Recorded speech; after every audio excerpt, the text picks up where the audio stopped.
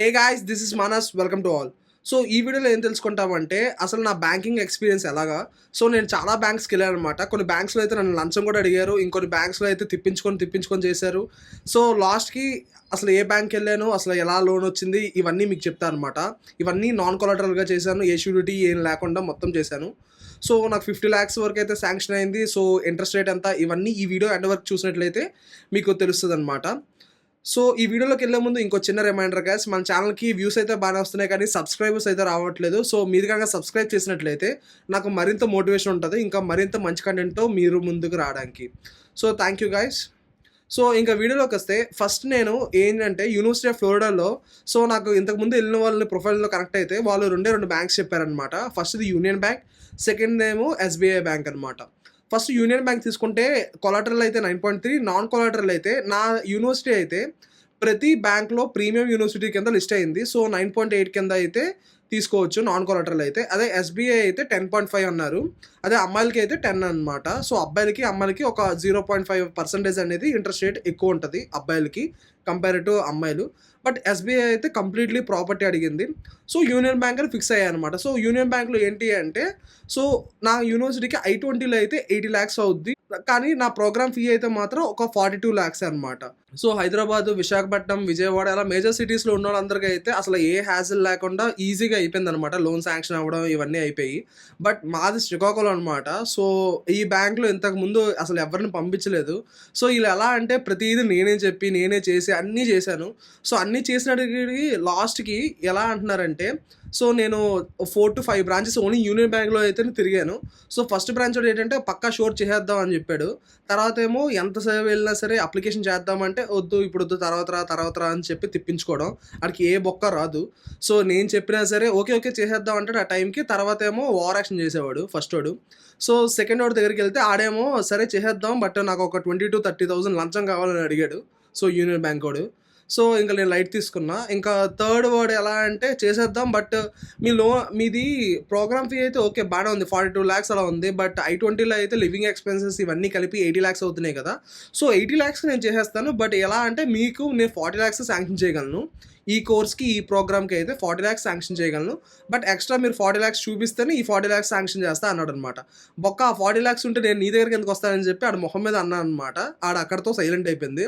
ఇంకా లాస్ట్ ఇంకా final try చేద్దామంటే యూనియన్ బ్యాంక్లో ఏమైంది అంటే, ఆడు ఎలా అంటే 40 lakhsకి నేను 13 lakhs డిపాజిట్ చేయమని అడిగాడు అనమాట. సో ఏంట్రా ఈ డిపాజిట్, మా ఫ్రెండ్స్ అందరూ చాలామంది తీసుకున్నారు, వాళ్ళు ఎవరికి రూపాయి అడగలేదు, ఏం షూరిటీ ఏం అడగలేదు, జస్ట్ యూనివర్సిటీ పేరు, నెక్స్ట్ కోబోర్ మదర్ ఉంటే సరిపోయింది, మదర్ ఆర్ ఫాదర్ ఉంటే సరిపోయింది, ఏంటి అని అడిగితే సో వాళ్ళందరూ ఇంకా తెల్లమొహాలు వేస్తారనమాట. ఇంకా యూనియన్ బ్యాంక్తో పని అవ్వదు, యాజ్ వెల్ యాజ్ మనకి ఎస్బీఐతో పని అవ్వదు అని అర్థమైపోయింది. సో అప్పుడు నేను ఆలోచించాను అనమాట, నెక్స్ట్ ఏం చేద్దాం, నాన్ కొలాటరల్కి ఎక్కడెక్కడ తిరుగుతామని. సో నేను అలా అన్నీ చూస్తున్నప్పుడు యూట్యూబ్లో నాకు జ్ఞాన్ధన్ అనే పోర్టల్ కనిపించింది అనమాట. సో ఈ జ్ఞాన్ధన్లోని స్పెషాలిటీ ఏంటంటే, మన లోన్ డిస్బర్స్మెంట్ అప్పుడు మనకి 3,000 ఇస్తుంది, యాజ్ వెల్ యాజ్ మనకి వేరే ఏ యూనివర్సిటీస్లో ఏ ప్రోగ్రామ్కి మన ప్రొఫైల్ అనేది అవాల్యూట్ చేసుకొని ఏ బ్యాంక్ సూటబుల్ అవుతుందో అదే ఇస్తుంది అనమాట. సో ఇదంతా ఐడియా నచ్చి నేను జ్ఞాన్ధన్లో రిజిస్టర్ అయ్యాను అనమాట. సో మీకు కూడా 3,000 రూపీస్ కావాలి, ఆర్ మీ ప్రొఫైల్ అవాల్యూట్ చేసుకొని ఇంట్లో నుంచి బయటకు కదలకుండా మీకు లోన్ కావాలంటే జ్ఞాన్ధన్ పక్కా సజెస్ట్ చేస్తాను. నెక్స్ట్ ఏంటి అంటే, మీరు నా రెఫరల్ త్రూ సైన్అప్ అయితే మీకు 3,000 అనేది వస్తుంది. జనరల్గా సైన్అప్ అయితే మాత్రం రాదనమాట. సో నేను పైన ఐ బటన్లో వీడియో రిఫరెన్స్ ఇస్తానమాట. సో దాన్ని బట్టి మీరు జ్ఞాన్ధన్లో ఎలా రిఫర్ అవ్వాలి, యాజ్ వెల్ యాజ్ ఎలా ఫిల్ చేయాలి ఆ ఫామ్ని, నెక్స్ట్ ఆ జ్ఞాన్ధన్ వల్ల అదర్ బెనిఫిట్స్ ఏమున్నాయి, నెక్స్ట్ కౌన్సిలర్తో ఎలా కాంటాక్ట్ అవ్వాలి, అన్ని డీటెయిల్స్ చేశాను అనమాట. సో ఆ వీడియో కనుక మీరు చూసినట్లయితే మీకు ఈజీగా అర్థమైపోద్ది. నెక్స్ట్ లోన్ డిస్బర్స్మెంట్ అప్పుడు 3,000 అయితే పక్కా వస్తుంది అనమాట. అదే మీరు ఓన్గా సైన్అప్ చేసుకుంటే రాదనమాట. సో జ్ఞాన్ధన్ వైపు ఒక లుక్ వేయండి. సో వన్స్ జ్ఞాన్ధన్ నుంచి లుక్ వేసిన తర్వాత మళ్ళీ ఆడేం చేశాడు, మళ్ళీ యూనియన్ బ్యాంక్ అన్నాడు, హెచ్డిఎఫ్సి క్రెడిల్లా అన్నాడు, నెక్స్ట్ ఐసిఐసిఐ బ్యాంక్ ఆర్ యాక్సిస్ బ్యాంక్ నీ ఇష్టం అని చెప్పాడు అనమాట. ఓకే అంతా బాగానే ఉందన్నాను. సో ఫస్ట్ ఏమనుకున్నానంటే ఐసిఐసిఐ అనుకున్నాను, ఎందుకంటే ఐసిఐసిఐ వాడు 10.8 అన్నాడు అనమాట ఇంట్రెస్ట్ రేటు. సో ఐసిఐసిఐ వాడి దగ్గరికి వెళ్ళాను. వన్స్ నేను ఐసిఐసిఐ వాడి దగ్గరికి వెళ్ళాను, వాడు డాక్యుమెంట్స్ అడిగాడు. సో డాక్యుమెంట్స్ అయితే మీరు ఏ బ్యాంక్ పడితే ఆ బ్యాంక్కి అన్నీ సబ్మిట్ చేసేకండి, ఎందుకంటే ఎంక్వైరీలు ఎక్కువైపోయి మీ క్రెడిట్ స్కోరు, నెక్స్ట్ మీ సిబిల్ స్కోరు అన్నీ తగ్గిపోతాయి అనమాట.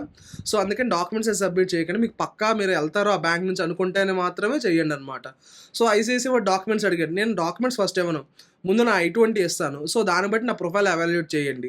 సో వన్స్ ప్రొఫైల్ అవాల్యూట్ చేసిన తర్వాత నాకు ఎంత ఇస్తారు ఏంటి అని చెప్పండి అని అడిగాను అనమాట.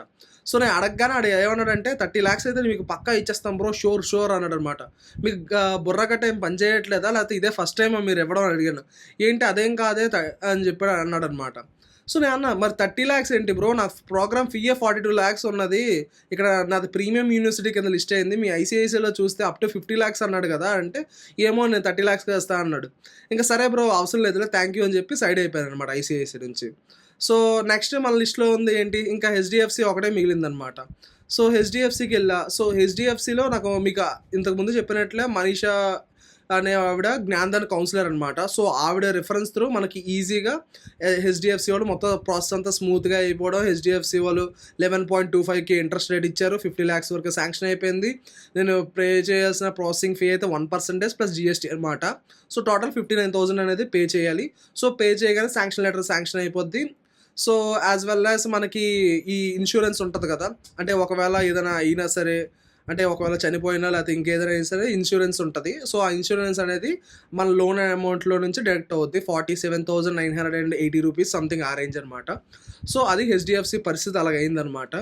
సో ఇన్ని అయ్యాయి నాకు. అసలు అది ఏంటి, నా ప్రొఫైల్ మంచిగా ఉండి ఒక ప్రీమియం యూనివర్సిటీలో సీట్ వచ్చి నెక్స్ట్ జిఆర్ఈ ఐల్స్ అనేవి చాలా బాగుండి ఇవన్నీ ఉంటే ఇన్ని సమస్యలు అనమాట. Next as well as parent income నాకు ఏంటి అంటే కొంచెం తక్కువ అనమాట. సో అందుకని ఇన్ని ప్రాబ్లమ్స్ అనేది ఫేస్ చేశాను. సో మీకు కూడా పేరెంట్ ఇన్కమ్ తక్కువ అయ్యి లేకపోతే ఇంకేమైనా ప్రాబ్లం వగేరా వగేరా ఉంటే, సో నేనైతే ఏం సజెస్ట్ చేస్తానంటే కింద ఉన్న రిఫరల్ లింక్తో జ్ఞానంలో సైన్ అప్ అయిపోండి అనమాట. సో నాకు వచ్చిన కౌన్సిలరే మీకు కూడా ఆవిడే వస్తుంది.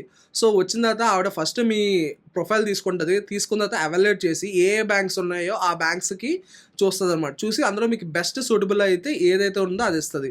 మీరు అనుకోవచ్చు బ్రో బయట నేను అవాన్స్లో తీసుకుంటా లేకపోతే ఆక్సిలో తీసుకుంటా అని. సో ఇందులో కూడా అవాన్సే, ఆక్సిలో అలాంటి థర్డ్ పార్టీస్ ఉన్నాయి. నెక్స్ట్ ప్రైవేట్ బ్యాంక్స్ ఉన్నాయి, పబ్లిక్ బ్యాంక్స్ ఉన్నాయి, ఎన్బిఎఫ్సిస్ ఉన్నాయి, అన్నీ ఉన్నాయి అనమాట.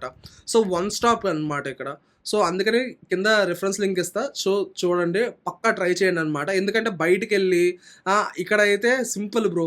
మీరు కనుక హైదరాబాదు, విశాఖపట్నం, విజయవాడ అలాంటి లొకేషన్స్ నుంచి వచ్చారనుకోండి, సో ఆబ్వియస్లీ మీ బ్యాంక్ మేనేజర్స్ ఎలా అంటే కొంతమంది పంపిస్తారు, ఐడియా ఉంటుంది. బట్ నాలాగా శ్రీకాకుళం కానీ లేకపోతే విజయనగరం, సో ఇలాంటి ఏరియాస్లో తక్కువ మంది వెళ్తారు కదా. సో అక్కడికి వెళ్ళారనుకోండి వాళ్ళకి జీరో నాలెడ్జ్ ఉంటుంది. మనం ఇంకా చెప్పినా సరే వాళ్ళు ఇంకా ఎవరితోనో అడగడం, సో అటు ఇటు చేయడం, నెక్స్ట్ ప్రాసెస్ అనేది స్లో అయిపోవడం, ఇవన్నీ ఉంటుంది అనమాట. సో అందుకని అన్నీ మూసుకొని నేనైతే జ్ఞానానికి వెళ్ళిపోయాను. సో అన్నీ స్మూత్గా ఎక్స్పీరియన్స్ అయితే బాగానే ఉంది. మీకు కూడా పక్కా రికమెండ్ చేస్తానమాట. నెక్స్ట్ ఇంకేం డౌట్స్ ఉన్నాయో కమెంట్ సెక్షన్లో మెన్షన్ చేస్తే నెక్స్ట్ నేను దాని మీద వీడియోస్ చేయడానికి అయితే పక్కా ట్రై చేస్తాను. Thank you all.